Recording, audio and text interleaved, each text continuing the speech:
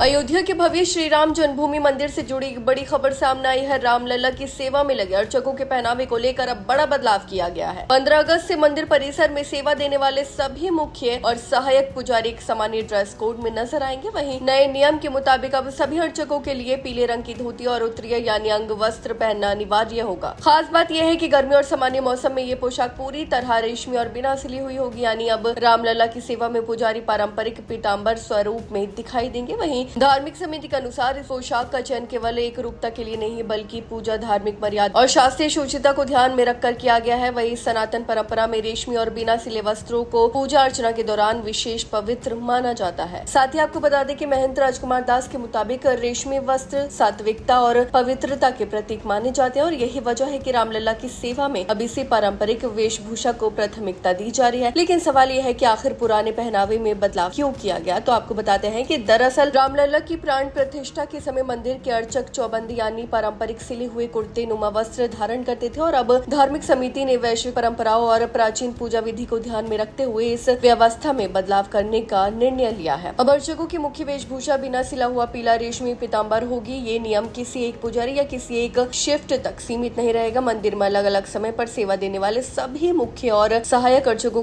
पर ये सामान्य रूप से लागू होगा। साथ ही आपको बता दें कि सिर्फ गर्मियों की ही नहीं सर्दियों की भी तैयारी कर ली गई है। मौसम ठंडा होने पर अर्चकों के लिए पीले रंग में ऊनी वस्त्रों की व्यवस्था की जाएगी ताकि परंपरा के साथ मौसम का भी ध्यान रखा जा सके।